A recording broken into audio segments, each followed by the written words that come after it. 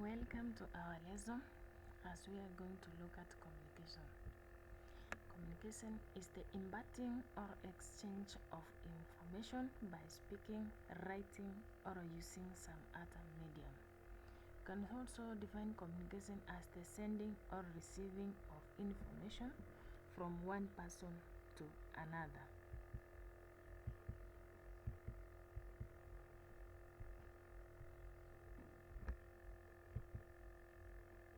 Importance of communication. It helps in passing information.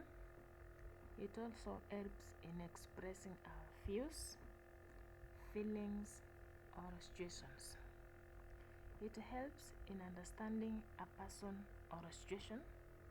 It also enables one to resolve differences. It also helps in problem solving and helps in decision making. It also gives feedback.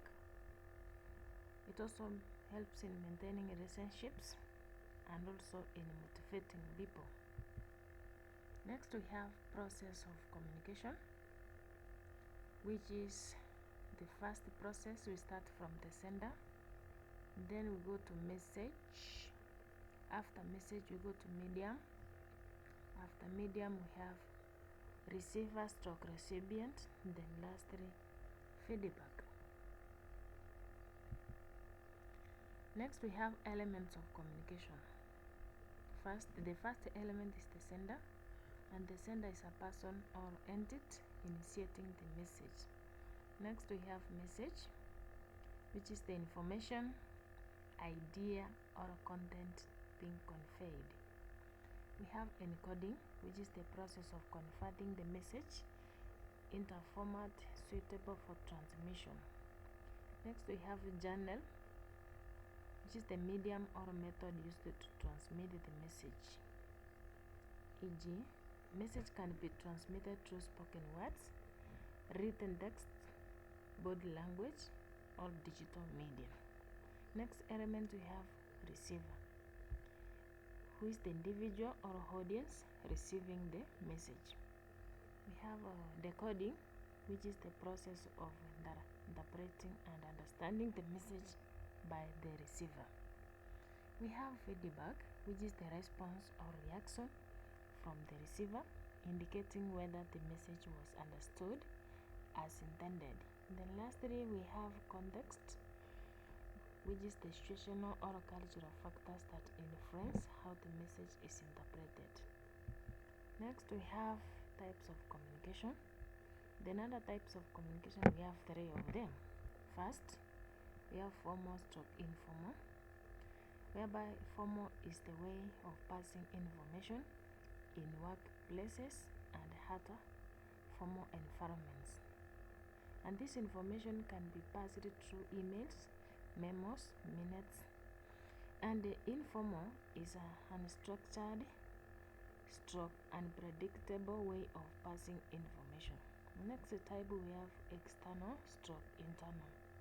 Internal is the exchange of information between persons and departments of the same organization, while the external is the exchange of information between an organization stroke office and an outside person stroke organization.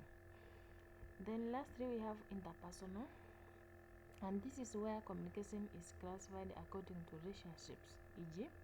intrapersonal stroke personal, where an individual communicates his or her mind through thinking, feelings.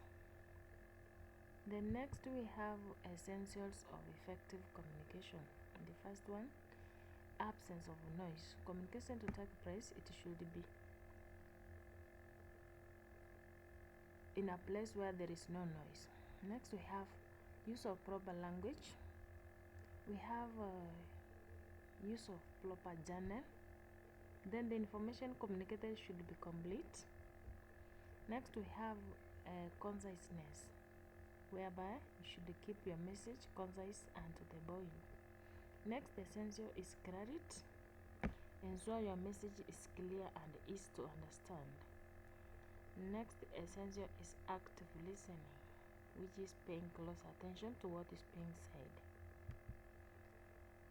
Next we have forms of communication. The first form is written, and written communication is communication through writing, whereby information is passed through letters, emails, reports, memos, and notices. Next form we have verbal stroke oral, which is communication through word of mouth, and this one can take place in a form of face-to-face, telephone calls, interviews, radio calls, discussions, meetings, and others. Next form we have visual, which is communication using the eye through illustrations and symbols by use of charts, pictures, maps, depots, posters, and others. We have audio, which is communication through sound, and the communication can take place in a form of maybe in the past we used it to have what to call drums, horns, and whistles.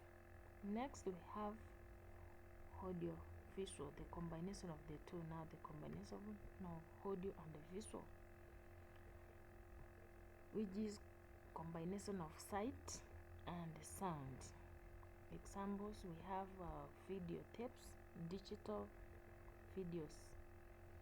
Then lastly we have non-verbal, which covers body language.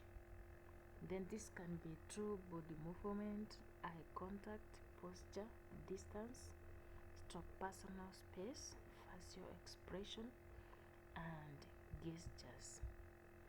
Then we have factors to consider when choosing a medium stroke means of communication.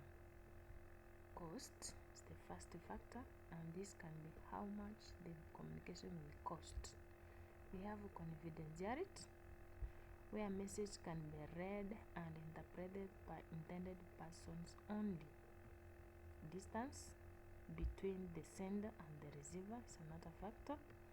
We have time, how long one is expected to give stroke expected feedback. We have agents as another factor. Then we have evidence, need of proof of transaction stroke reference. Then lastly we have safety. Then we have barriers to effective listening, barriers to effective communication. We have lack of clarity, noise, emotional barriers. We have language barriers. We have physical barriers like hearing and vision impairments. We have poor listening and technology issues. Then after we have looked at the barriers, we have measures to overcome barriers to effective communication. First, ensure the message is clear and concise and use simple language. Number 2, minimize physical or environmental distractions to enhance the clarity of communication.